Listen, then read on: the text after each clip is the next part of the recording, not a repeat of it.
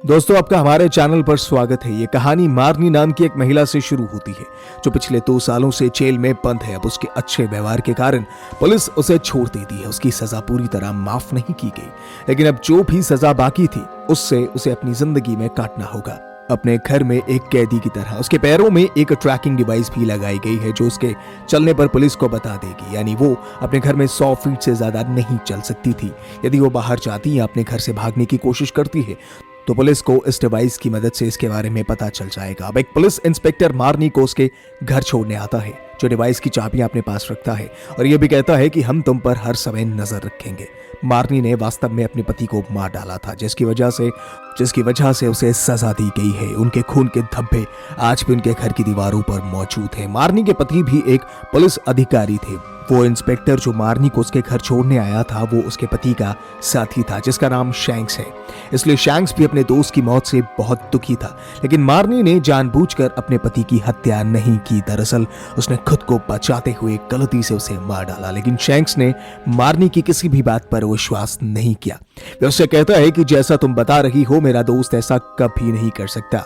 अब वो inspector shanks चला जाता है। मारनी ने अपने घर की सफाई शुरू कर दी है। सबसे पहले वो अपने पति के कपड़े बेसमेंट में रखने चाहती है, लेकिन बेसमेंट में 100 फीट से भी ज्यादा ऊंचाई थी। ये यंत्र विशेष प्रकार का था, ना तो ये कभी बंद होगा, ना ही मारनी इसे अपने पैर से हटा पाएगी। अगर उसने ऐसा कुछ किया तो पुलिस को तुरंत पता चल जाएगा।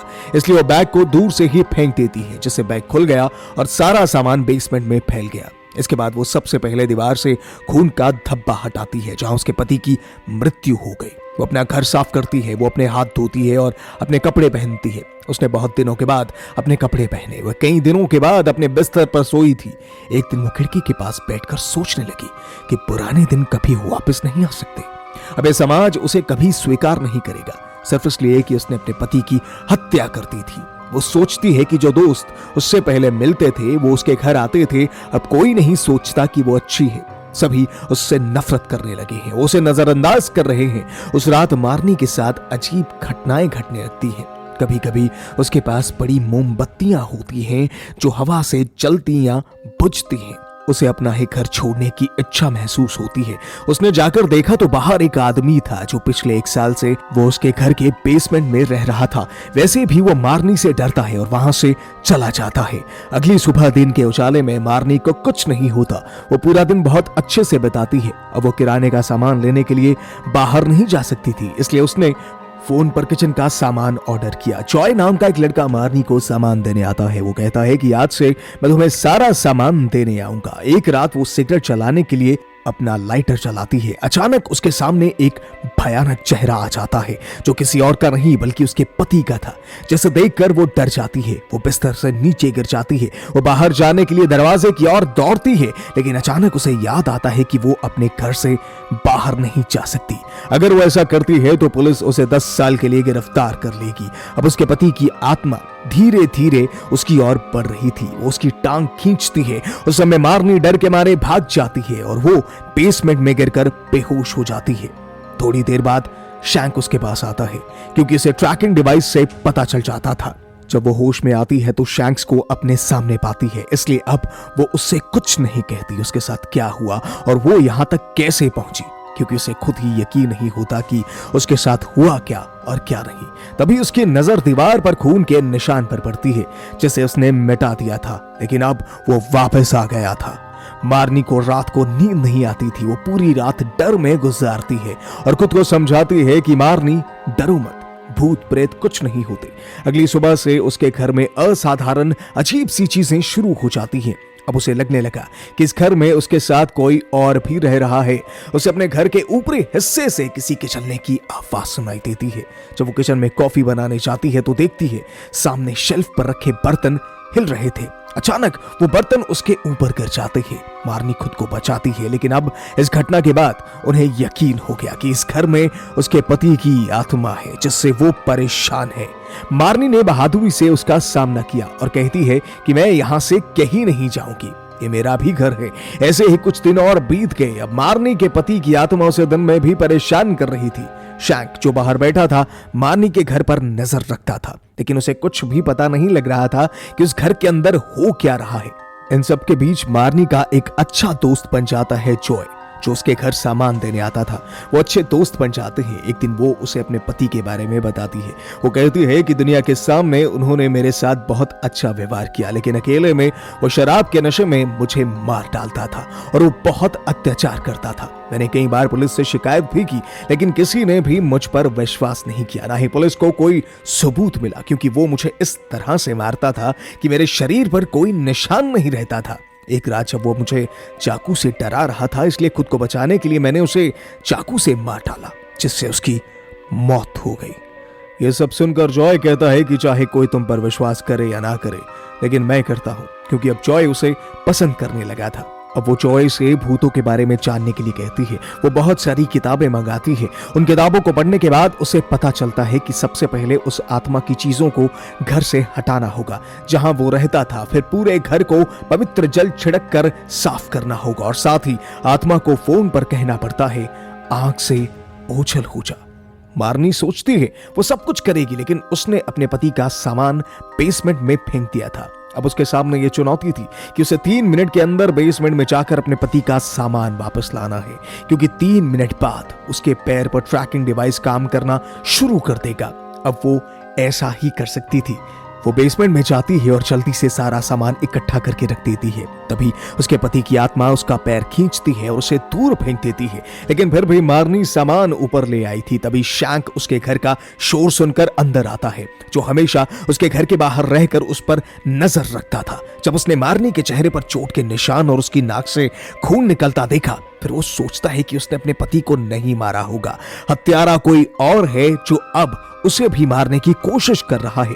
वो मारनी से पूछता है कि सच्चाई क्या है, आप मुझे बताएं, मैं आपकी मदद करूंगा और मैं किसी को नहीं बताऊंगा। जब मारनी उसे सच्चाई बताती है कि इस घर में उसके पति की आत्मा उसे परेशान कर रही है और वो हत्या करना चाहती है, यह सुनकर शैंक कहता है, तुम पागल हो गई हो, ऐसा कभी नहीं हो सकता। मारनी कहती है कि मैं जानती थी कोई भी मुझ पर विश्वास नहीं करेगा, इसलिए अब वो सोचती है कि उसे जो भी करना होगा अकेले ही करना होगा। वो अपने पति का सारा सामान उठाकर कूड़े में फेंक देती है और जब वो अपनी शादी की अंगूठी सिंक के छेद में फेंकने लगती है, तभी उसके पति की आत्मा उसका हाथ खींचकर नाली में डालकर काटने की कोशिश करता है, लेकिन मारनी खुद को बचा लेती है। अब जो खून का निशान वो मिटाती थी, एक बार फिर वो अपनी जगह पर आ जाता है। वो उसे देखती है और सोचती है अभी भी कुछ है जो उसके पति को इस घर से जोड़ कर रख रहा है। वो पागलों की तरह इसे ढूंढ रही थी, उसे कुछ नहीं मिलता और इसी पागलपन में वो बार बार अपना सर जमीन पर पटकने लगती है।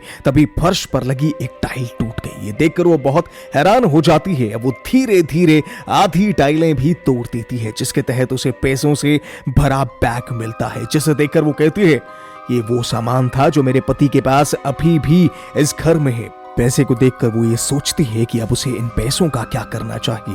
काफी सोचने के बाद वो फैसला लेती है कि वो ये सारा पैसा चर्च को देगी। अब वो अपने पिता को बुलाती है और उसे पैसा दे देती है और वो ये भी कहती है कि वो अपने घर में अनुष्ठान जादू करके यहाँ जो भी चीज मौजूद है उसे दूर भगा दे। लेकिन पिता ने ऐसा करने से मना कर दिया, क्योंकि उन्हें ये भी एहसास हुआ कि यहाँ आत्मा की शक्ति है जिसे वो नियंत्रित नहीं कर सकता। अब उनकी मौत के बाद सारी रस्में मारनी खुद ही पूरी करती है और अपने पति की आत्मा को यहाँ से चले जाने के लिए कहती है, लेकिन उसे भगाना इतना आसान नहीं था। वो मारनी को फिर से परेशान करता है। वो उसके बाल पकड़कर खींचता है और वो अपना सिर दीवार पर दे मारती है। तभी मारनी उससे पूछती है, आप क्या चाहते हैं? वह आत्मा अपने खून से दीवार पर यू बनाती है, मतलब उसे मार देना चाहिए था। उसके पति की आत्मा उसके मौत का बदला लेने आई थी। वो यहां से भागने की कोशिश भी करती है, लेकिन उसके पति की आत्मा ऐसा भी नहीं होने देती। उसने घर की सभी खिड़कियों और दरवाजे बंद कर दिए थे। वो घर से सारा फर्नीचर उठाती है और मारनी को मारती है। उस आत्मा ने उसे नाखूनों से मारने की भी कोशिश की, लेकिन उसके पति की आत्मा उसे नहीं मारती। पूरा घर नष्ट हो गया। मारनी अब घर पर अकेली थी और डरी हुई थी, इसलिए वो जॉय को समय बिताने के लिए बुलाती है। थोड़ी देर बाद वो भी बहुत उत्तेजित हो गया। अब वो मारनी के घर आना चाहता था और थोड़ी देर में वो भी उसके पास आ जाता है। वो पूरी रात एक साथ बिताते हैं। सुबह मारनी बहुत खुश थी। उसके पति की आत्मा अब क्रोधित थी। वो जॉय को पकड़ती आता है और उसे दीवार पर मारता है। वो आत्मा उसे इतनी जोर से मारती है कि उसके नाक और मुंह से खून बहने लगता है। उस आत्मा ने भी अपने हाथ पैर तोड़ दिए। जॉय को बहुत भयानक मौत मिलती है। सब कुछ मार्नी की आंखों के सामने हो रहा था, लेकिन वो कुछ नहीं कर सकती थी, क्योंकि जब वो जॉय को बचाने की कोशिश करती है, उसके पति की आत्मा भी उसे त्याग देती है। अब जॉय की लाश उसके सामने थी और उसके पति की आत्मा भी, जिसे अब वो देख पा रही थी। मार्नी के हाथ पैर कांपने लगते हैं। वो बहुत डरी हुई है। अब सबसे पहले वो बाथरूम में जाकर खुद को साफ करती है। तभी शैंक दरवाजे पर आता है, क्योंकि उसने कल रात जॉय को आते हुए देखा था। अब वो मार्नी को दरवाजा खोलने के लिए कहता है। वो शैंक को देखकर बहुत डर गई और वो सोचती है कि अब क्या करना चाहिए, लेकिन सबसे पहले वो जॉय की लाश को छुपाती है, क्योंकि वो जानती थी कि शैंक उस पर विश्वास नहीं करेगा। उस जॉय को उसके पति की आत्मा ने मार डाला था।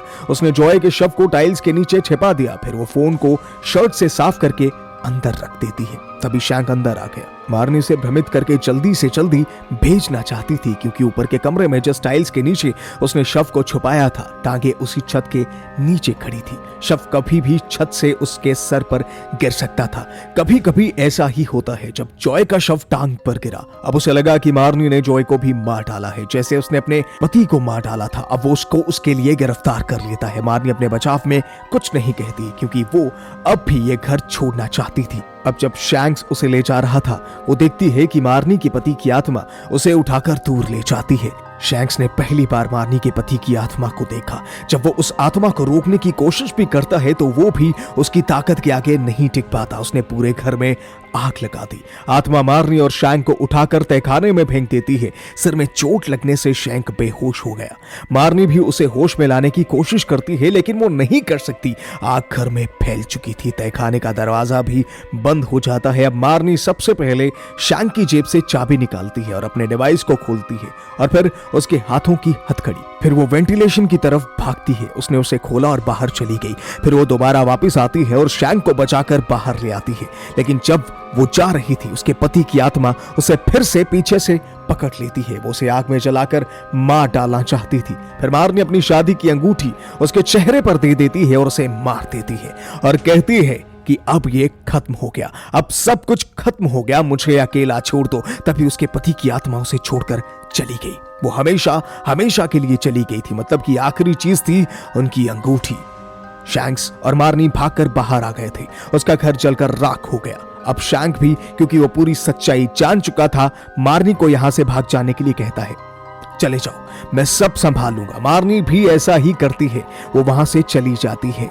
वो ये शहर छोड़ चुकी थी। अब उसे एक नए नाम और नए पहचान के साथ रहना था, क्योंकि अगले दिन अखबार में वही खबर छपती है कि मार्नी के घर में आग लग गई और इसमें उसकी भी मौत हो गई। अब मार्नी के पीछे कोई पुलिस नहीं थी और कोई मामला नहीं। वो मुक्त हो जाती है और अपनी नई जिंदगी की शुरुआत करती है। और इसी के साथ इस फिल्म की कहानी भी खत्म हो जाती है। दोस्तों, उम्मीद है वीडियो आपको पसंद आई होगी। इसे लाइक और शेयर कीजिए, हमारे चैनल को सब्सक्राइब